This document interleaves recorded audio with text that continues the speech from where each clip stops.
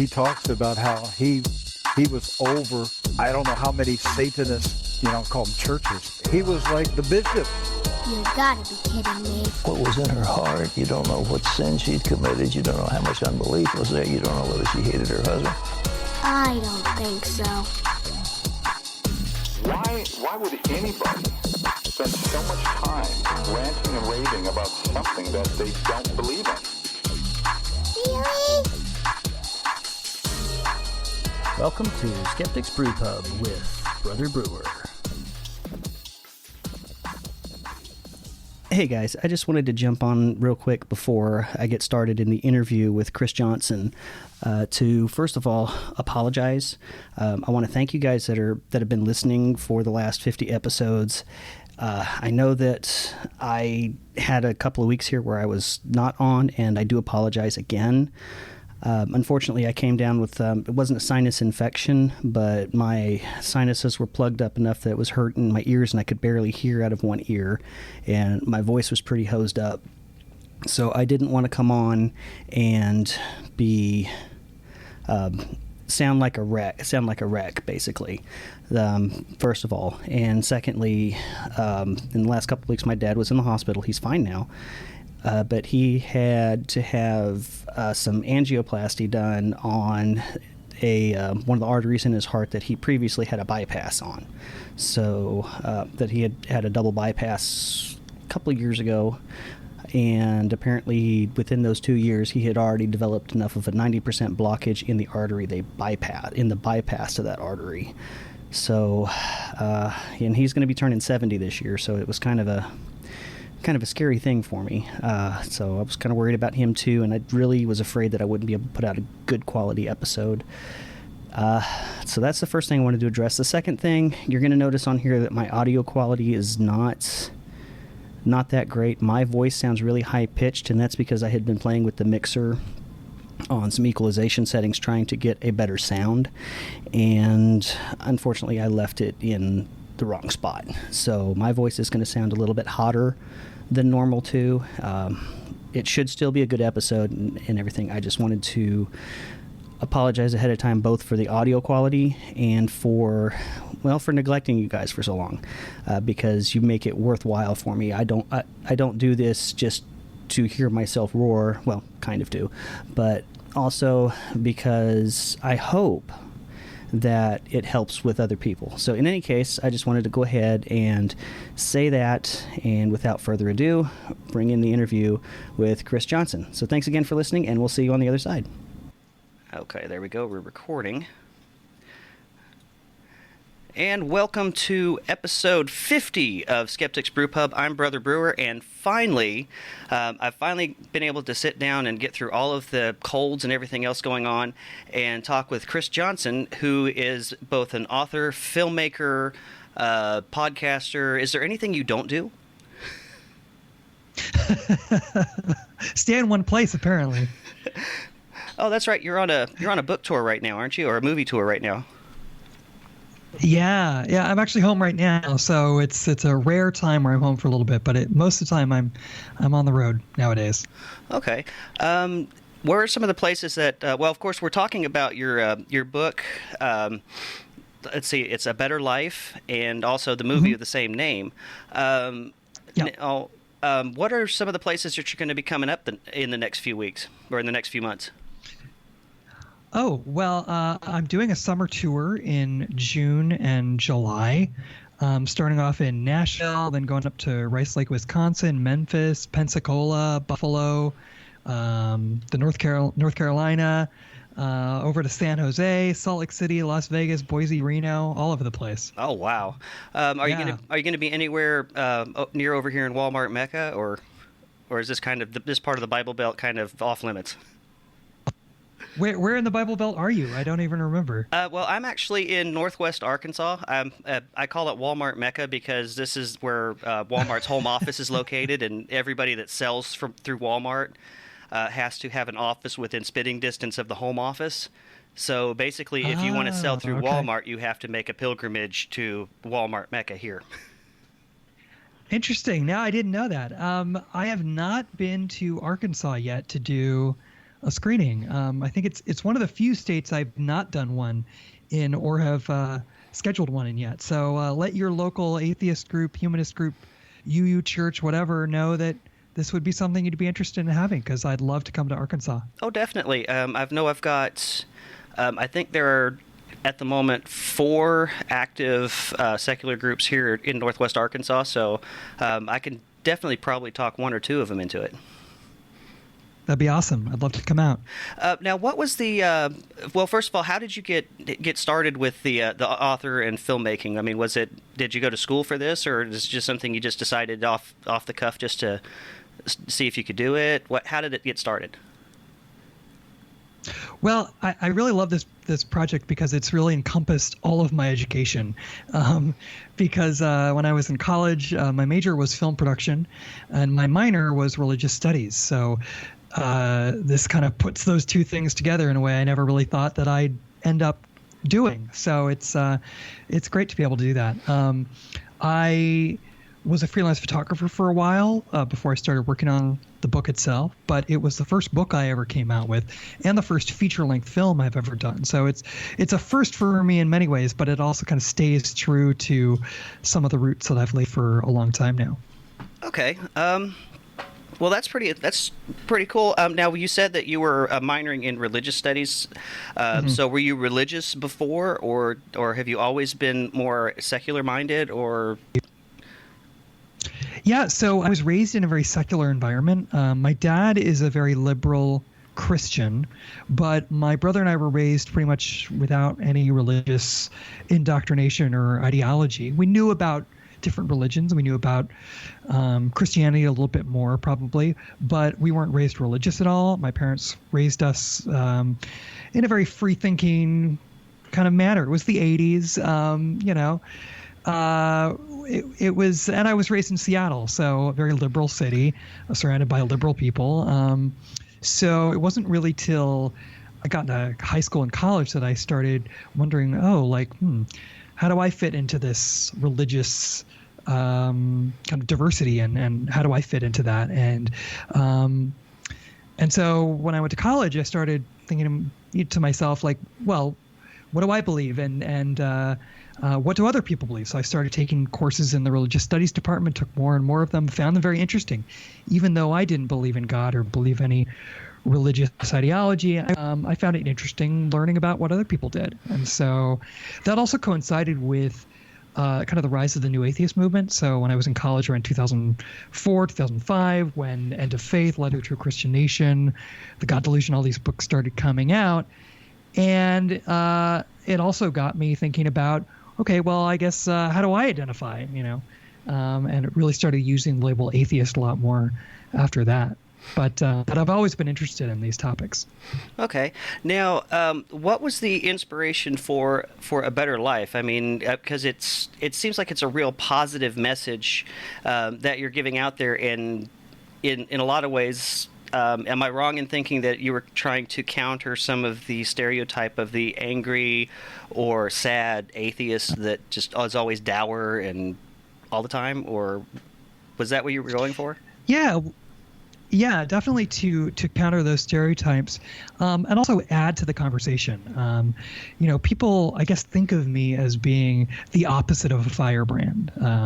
I was just down in Austin a few days ago, spending time with my friend Matt Dillahunty, and it was interesting that people have said to me that they're surprised that he and I get along so well, and for a while I didn't quite know what to make of that, because I thought, well, obviously Matt and I get along. He's a great guy.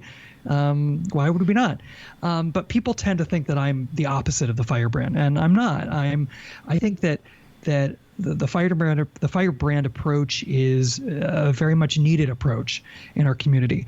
But I also think, in addition to that, we need some compassion and some understanding, and also some positive viewpoints about how we see the world, showing people how we see the world, because it's important that we counter harmful religious ideologies, but it's also important that we stand up and say, this is how we see the world.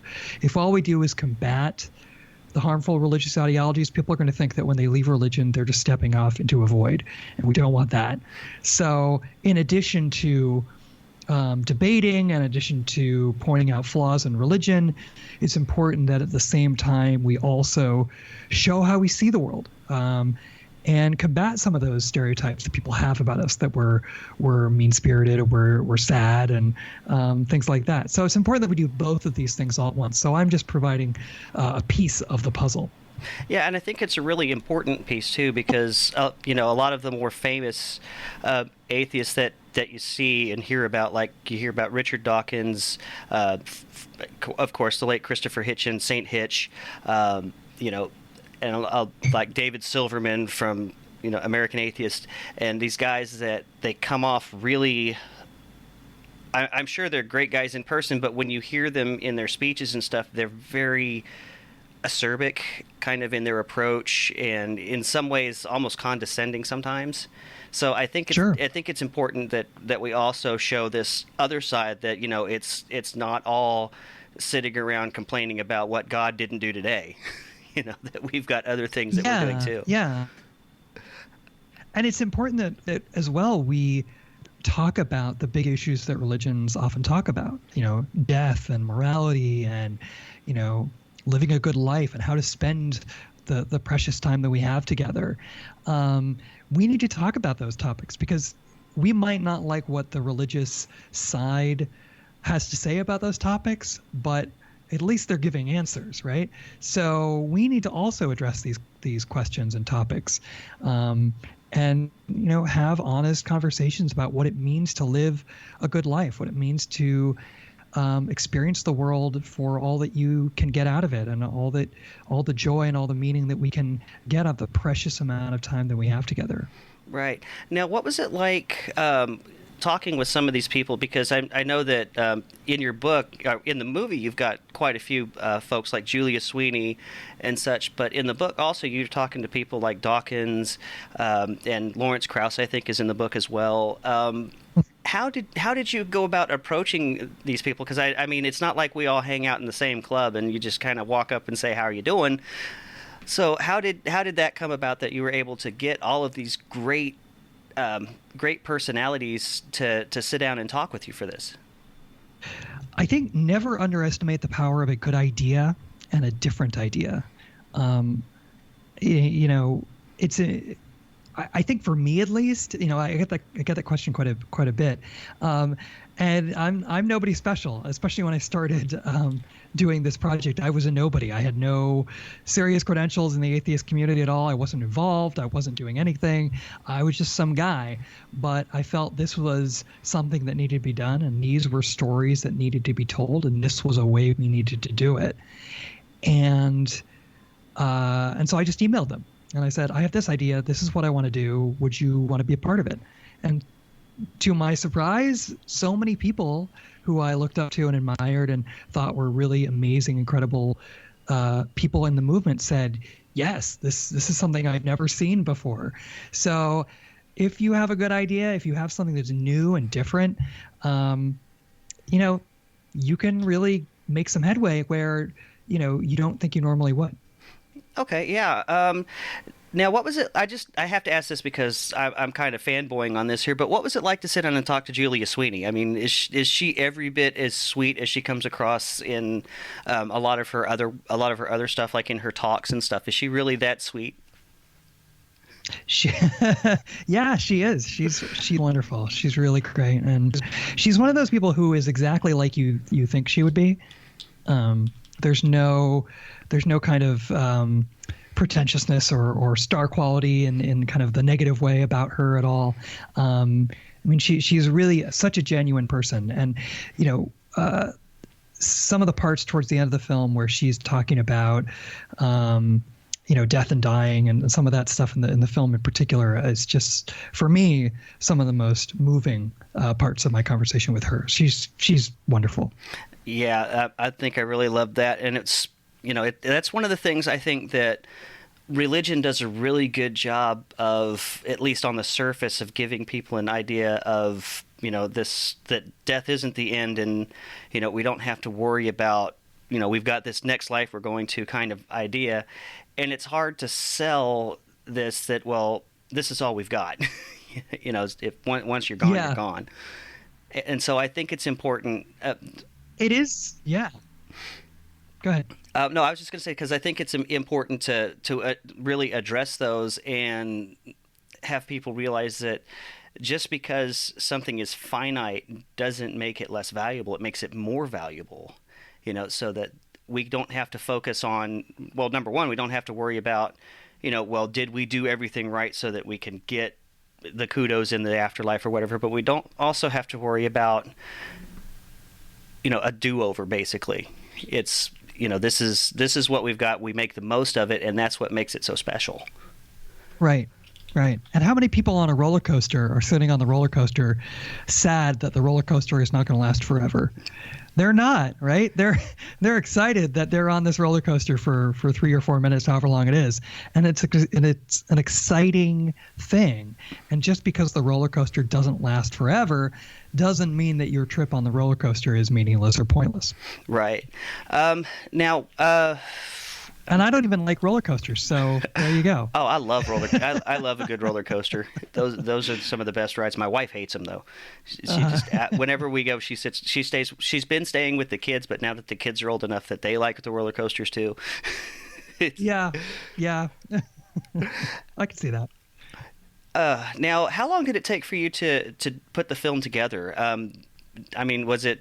Did it take several months, or was it something that you were able to take a month or two off to just do in one shot? How did you go about actually some of the logistics wise how it came about? So I shot the majority of the film at the same time that I was doing the interviews for the book. So the book took about 1.5 years to do all the interviews and compile the book and put all that together. So that was 1.5 years. The film editing, post-production work, some additional reshooting took another 9 months after that. So it was over if you add it all up, it was over 2 years of putting everything together. But and then the tour has been going on for 2 years now. So it's been 4 years of doing this, 4 years of my life, which has been an incredible journey doing this, talking about these issues for this whole thing. Yeah, and it's really been it's at least for me, I thought it was a very uplifting movie too. Another thing I wanted to ask you about was the location, the White Sands that you were walking across the sand dunes. Where was that shot at? That's White Sands National Monument in New Mexico. So Okay. If anybody's ever going on a road trip through New Mexico, check it out because it's incredible. Yeah, I was looking at it, and a lot of it was reminding me because I spent the very first part of my life in the western Gulf Coast of Florida, and the white sands that I was seeing there reminded me a lot of the white beaches right there on the Florida coast. So I was like, wow, that is some that must be nice. He's on the beach. Yeah, it's funny because it's like that without the water, basically. Yeah, it's in the middle of the desert. It's an incredible spot, though. Okay. Now, other things with the book. When you were putting it together, did you already have the entire theme set for you, or was it more that it evolved as you were moving along with it, that the focus kind of changed with it, or how did that process go? Well, I knew from the very beginning that I wanted to handle issues of joy and meaning and purpose. So that was going to be the angle for the book. Who exactly was going to be in it and how what it was going to look like and what exactly it was going to be changed over time and evolved. But in terms of the theme, I mean, that's another reason why I wanted to do that, was because, again, it's a positive project. I mean, so many of our books in the atheist community are argumentative books, and it's important. I'm not trying to say we don't need argumentative books, because we definitely do. We need to talk about why religion is harmful, why religion is wrong, all these things, debate these harmful religious ideologies. But at the same time, a positive project was something new and different that hadn't been done before, especially something that wasn't simply an intellectual book, and instead was a coffee table photography book. You can just sit on your coffee table and just flip through and look at pictures of happy, smiling people from all over the world talking about these important topics. So that's kind of where I was going with that. Okay. Now, most of the shots that were done, did you do all of it in the States, or did you have to travel overseas for some of it? Did you do it all in Canada? Where were a lot of these other interviews shot at?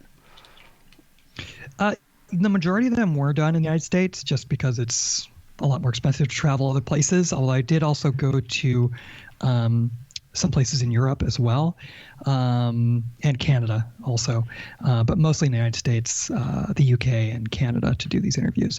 It's interesting though, because as I've done the film tour, screening the film, I initially thought to myself, okay, I'll do 6 of the lecture screening events and then go do something else with my life. And 2 years later, I've now done 96 cities on 5 continents. So in fact, the film tour has kind of grown to be much larger than the actual film itself, in a good way. So it's been surprising for sure. Now, have you thought about actually doing kind of like a film that of the people, the reactions that you get from seeing the movie, like kind of how it affects the man and woman on the street kind of a thing? Is that something that you maybe were thinking about in the future, or is this going to be the only project you do? There's definitely more to come. What that exactly is going to be, I don't know yet. Again, what I've been trying to do with this project is do something new and different, and not just do something that everybody else is doing. So it's a tough act to follow, because I definitely want to continue, but what that's going to be, I don't exactly know. But I want it to do whatever I do next, I want to do for the right reasons. Right. So I want to do it because it's needed, because it's important, and not just because it's something I could do or it's something that everybody else is doing. Like I do a podcast, right? So I do a podcast twice a month, re-interviewing people that I met for the book and the film, and also interviewing people I've met since doing the book and the film that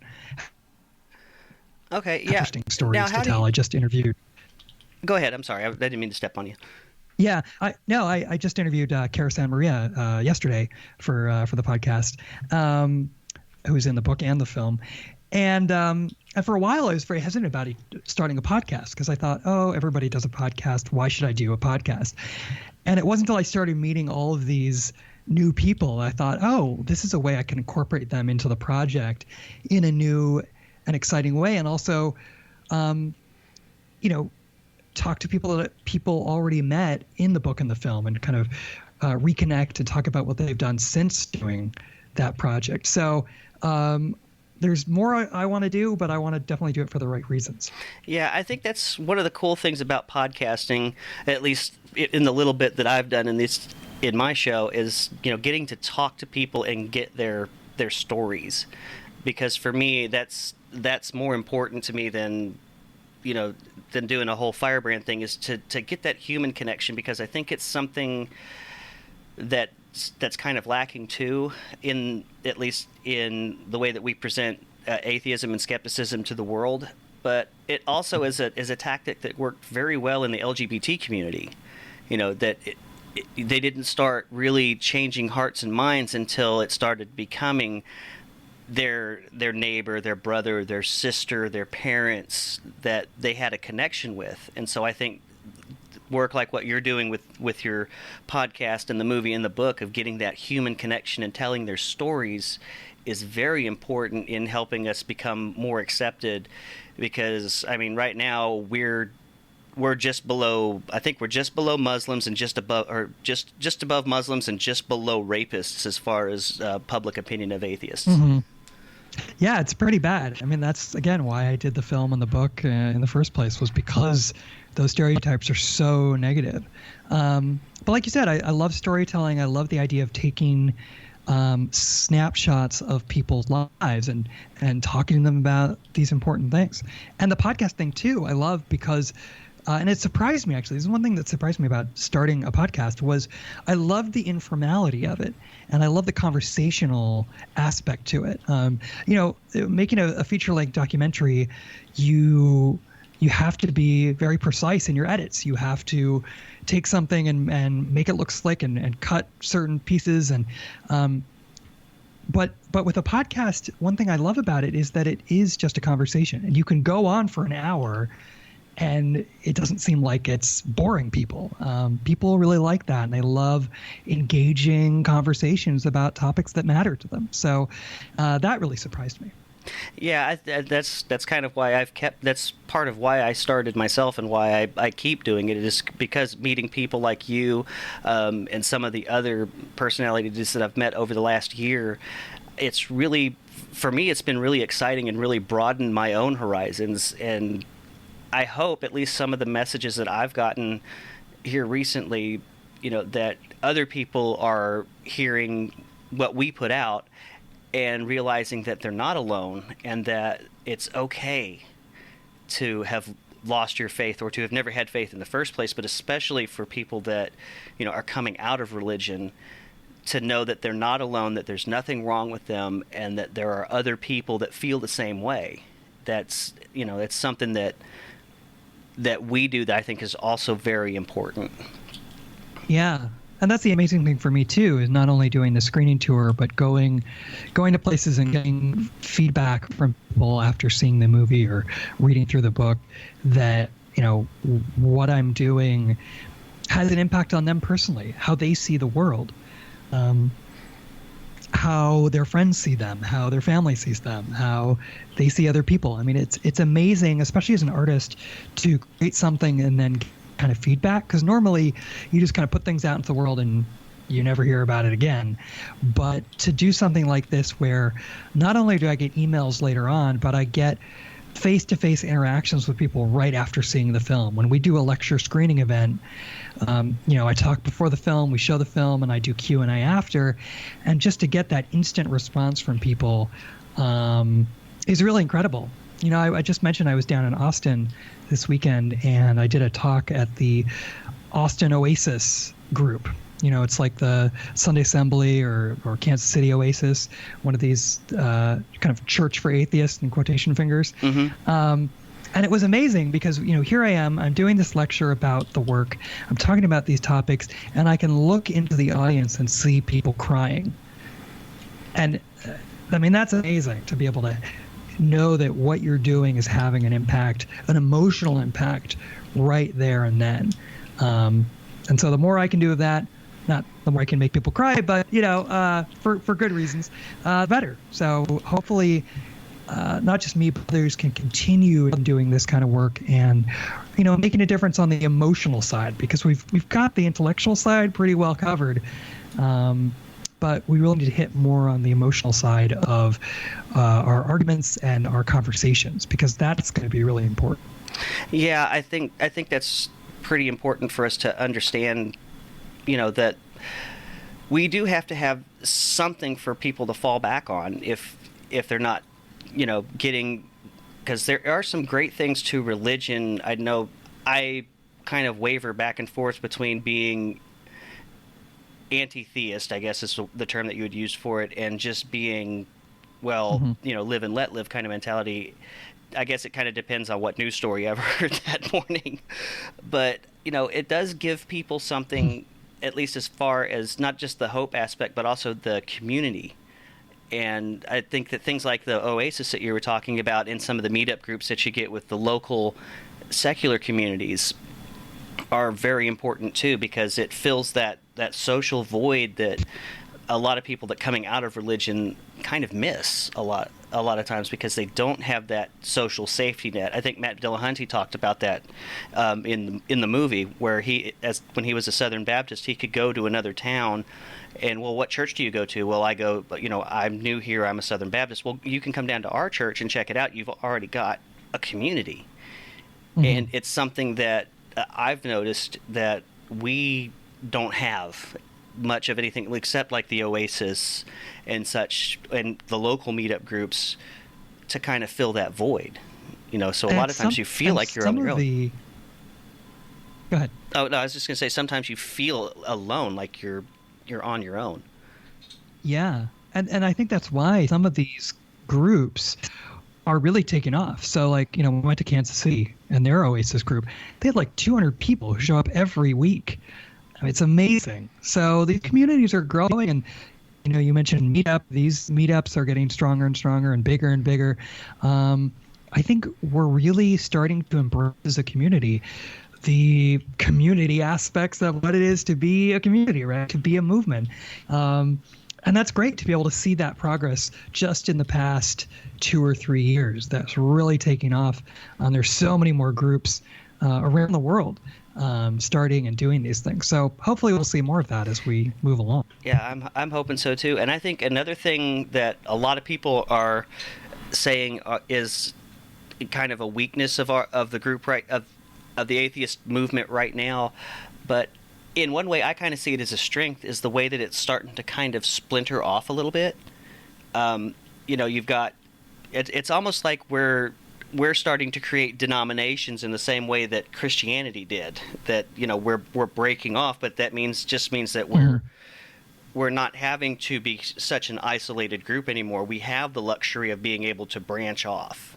So in a way, I think that the divisions and such are healthy, and they're a way that it's showing that we are a vibrant movement and that we are probably here to stay, I guess. Mm-hmm. It's also important, I think, that people take some responsibility too when it comes to the movement and the community, because if you're a non-believer who can be out, I think you have a responsibility to be out about it. I think that if you are somebody in a position that can afford to, say, give money to organizations who are helping the movement, helping the cause, you should do that. The only way we're going to grow as a community is through representation in terms of numbers of people, and also monetary contributions to large organizations like FFRF, one of my favorite organizations.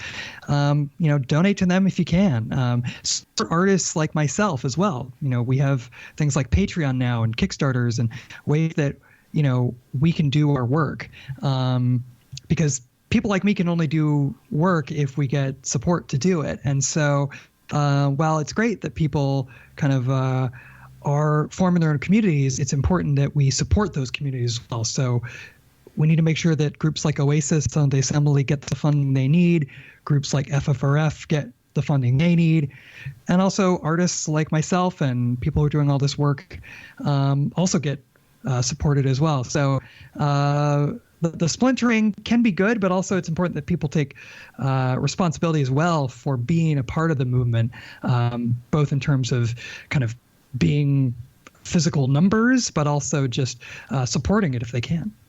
Right, and also I think that it's also important that we not just focus on atheism or skepticism or secularism, but we need to also focus on where these things intersect, the humanist aspect of it, and getting involved not just in things like FFRF, but also trying to get involved with things like helping out with the LGBT community, with Black Lives Matter, and things like that are going to be, that help raise all boats. Because I've noticed, at least when I was a Christian, and I was a liberal Christian before I finally left, that they had their fingers in a lot of those pies, and they had representation in the LGBT community. They were very active within their community, within these other movements.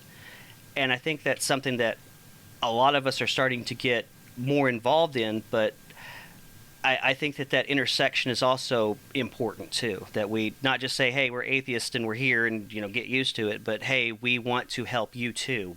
I think we can work together. Yeah, I had a great conversation the other day with my friend Evan Clark, who runs the Humanist Experience podcast, and he's the co-host on there. He's a wonderful guy, and we had a really great conversation, and he said something that really resonated with me, which is, people often think of using the label humanist as kind of a nicer way of saying atheist, but as he pointed out, humanism, when you really look at it and look at what it means to be a humanist and what it means to embrace humanist values, you're going to end up with some pretty radical positions, even for people on the left. It's going to make you think about, well, how do I think then about issues of gender? How do I think about issues of monogamy? How do I think of issues of marriage? How do I think issues of race?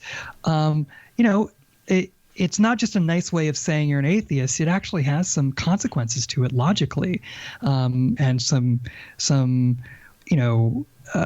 pretty serious ways of kind of reflecting and thinking about the world and how we treat each other. And so it's not just, saying, oh, I don't want to say atheist because it doesn't sound as nice.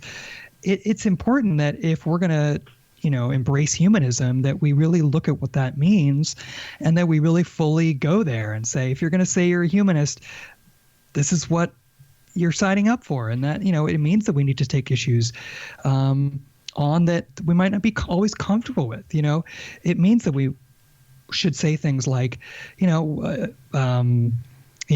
issues of economics, issues of gun control, things like that. Like, we should look at these and think, well, from a humanist perspective, how do we want to think about these? And that's important. So it's not simply just being a nice way of being an atheist, but it has some implications as well about the more taboo topics that we're going to talk about.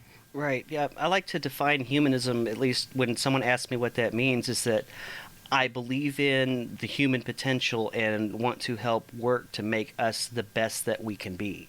That involves more than just, that involves more than just me being a secularist, but also understanding that there are other people in the world and that they need the help to be the best that they can be, for everybody to reach that level.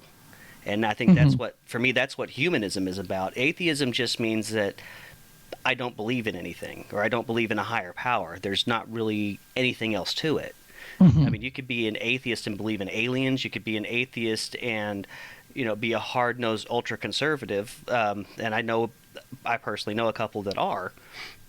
So calling yourself an atheist or a humanist doesn't necessarily mean that you're an atheist, because I have also known religious humanists.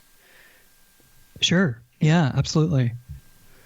So, but now you were also talking about your podcast. When does that come out, and how can people find that? I do 2 episodes a month. People can find out more by going to my website, which is theatheistbook.com. Information's there on the book and the film, and also on the podcast. You can sign up on iTunes as well. It's the same name, A Better Life, through iTunes, and I release 2 episodes each month. Okay. Now, you said you had Cara Santa Maria pretty recently. Just as kind of a teaser, who are some names that you might be having coming up here soon in the next few episodes?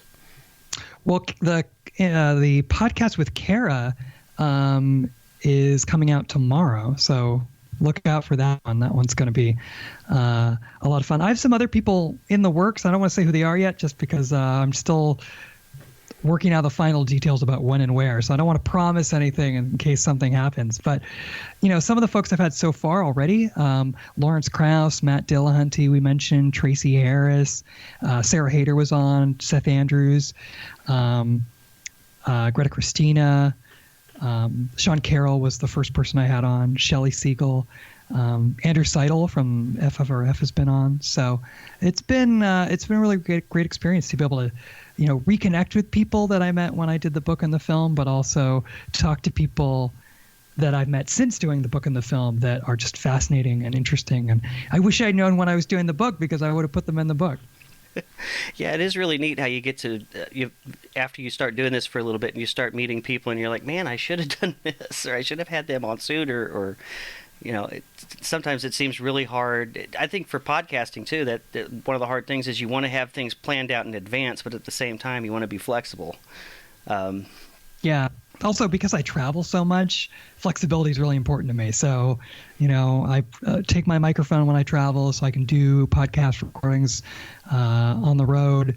That's the other great thing about, the age we're living in now, with technology being as it is you can do a podcast from your laptop and a microphone, and you don't need a whole studio setup. And so when I'm on the road, if I'm staying in someone's house or if I'm in a hotel room, I can do a podcast episode on the fly. It's pretty amazing. Okay, now if it looks like I'm starting to run short on time here, unfortunately, but if people wanted to find out or find your book, your movie, find your podcast, or maybe want to help support you, what are some ways that they can do that? How can they reach out and contact you? Awesome. You can go to my website, like I said, which is theatheistbook.com. There you can watch the movie, you can get the DVD, you can get the book.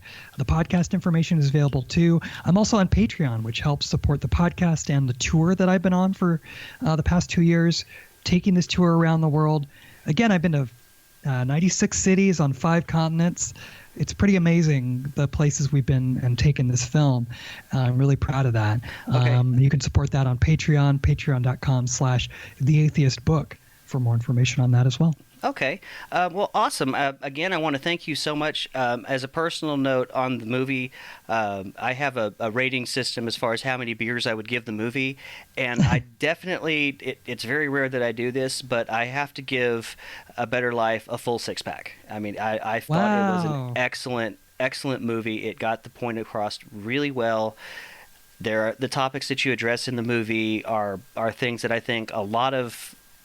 I think it's a really good movie, not just for atheists or secularists to watch, but maybe also if you needed a way to sit down with family members and maybe explain to them about what it's all about, your movie is one of the things that I would point them to, definitely, as, this is what we're about. And it's not eating babies and, screaming at the top of our lungs that we hate God kind of thing, that this is a more realistic look at it. Oh, thank you so much. I really appreciate that. And that's actually one of the things I love as well about it, is that I think and I hope that it is something that religious people can get something out of. And the religious people that have contacted me after seeing the film have said just that. They've gotten a lot out of it, and they know a lot more about our side of the argument now, or our side of the aisle, whatever you want to call it. And I think that's a really great experience to have and to do, to help them understand where we're coming from a little bit more. Yeah, I agree so much, and I definitely want to encourage folks listening to the podcast to go ahead and check out your website, get the book, get the movie, because at least for me, it was something that I really got a lot out of, and I think that it's a very important message that the movie sends. Thank you so much. I really appreciate that. And thank you for coming on tonight and taking time. I know you're probably pretty tired after traveling all over God's green earth this past month. It's a lot of running around, but I've been having a good time, and it's really humbling to be able to do all this work for different people. So it's good. All right. Well, I'm going to go ahead and sign off with this here. So, folks, just remember that believe nothing that you hear, half of what you see, and never have a serious conversation without a 2-drink minimum. Thanks again, Chris, and we'll see you later. Thank you. I probably should have mentioned this earlier, and I'm going to go ahead and put it out there now.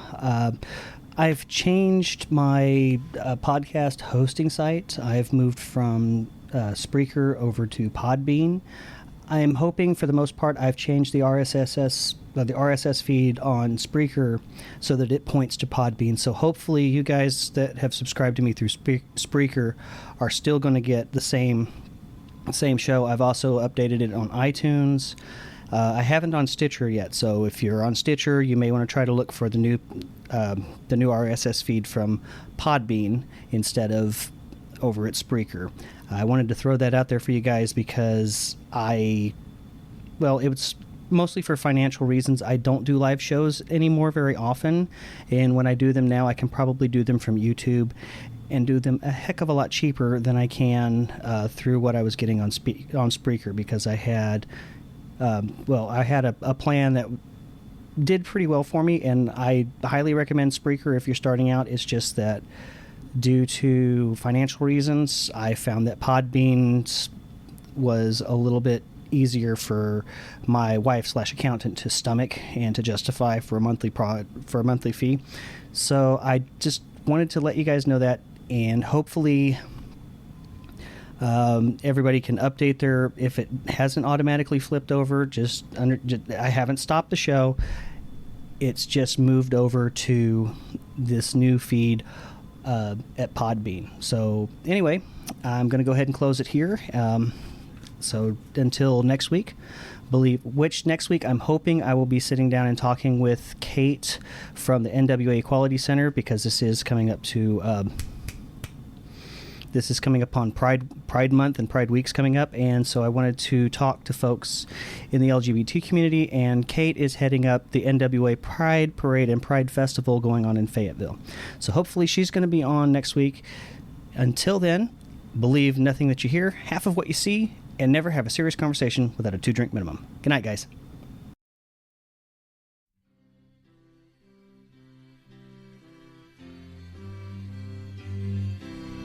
To Anacreon in heaven, where he sat in full glee, a few sons of harmony sent a petition that he their inspirer and patron would be.